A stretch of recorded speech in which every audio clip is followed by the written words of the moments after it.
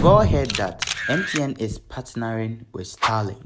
It's not only Starlink, they are partnering with AST, Space Mobile, Link Mobile, and others. One question that people will ask is, why is it that MTN is partnering with Starlink? If we consider there are lots of towns with no access to internet connection, even when you give them smartphones, they can't access the internet. If you inform the MTN company to build network poles for these towns, lots of work entails into that, because building such poles is not easy as we see it. But at the end of the video, I will enlighten some things the MTN company consider when building these cell towers. So the reason why the MTN network is partnering with Starlink is because of their satellite technology and their low latency. When we say low latency, maybe you might hear it somewhere. So let me explain. Low latency is the send and receive distance between the user and the satellite.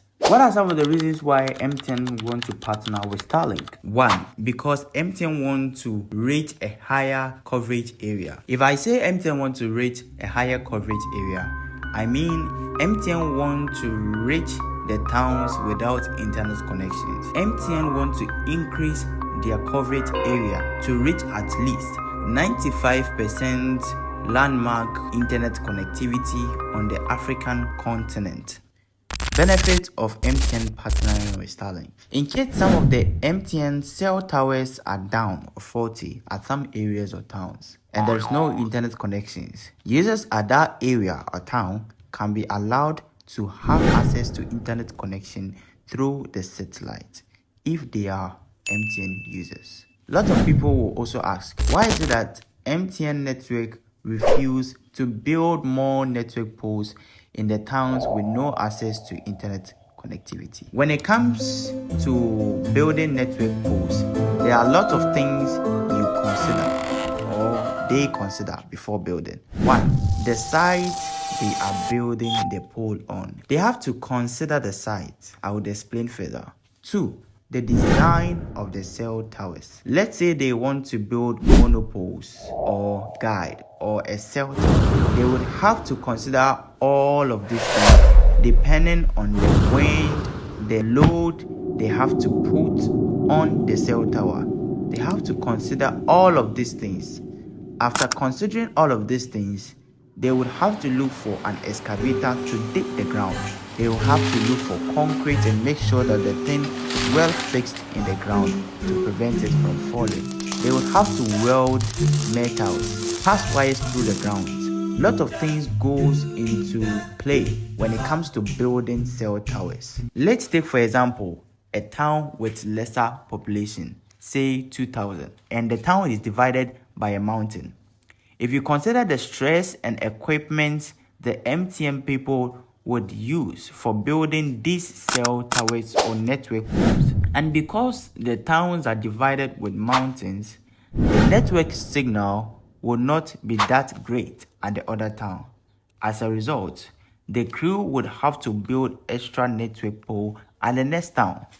The kind of stress the crew will go through and the kind of equipment they would have to use is just too much. So these are some of the main reasons why the MTN network is partnering with Starlink to offer internet connectivity to these towns. The Starlink technology uses low orbit. It means their satellite is closer to the Earth. Because their satellite is closer to the Earth and because of gravity, the satellite has to use speed to rotate around the Earth. Let's take an airplane. An airplane has a specific amount of speed it has to go in order to sustain up in the sky. So if an airplane is decelerating, you realize the speed reduced so it can descend or land. The same thing applies to low orbit Starlink's satellite.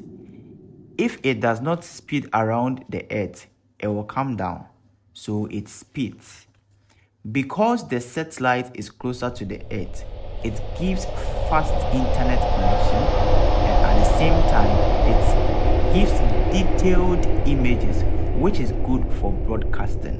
So these are some of the benefits in the Starlink satellite. If you like videos like this, make sure to like and subscribe and also join the family. Thank you for watching.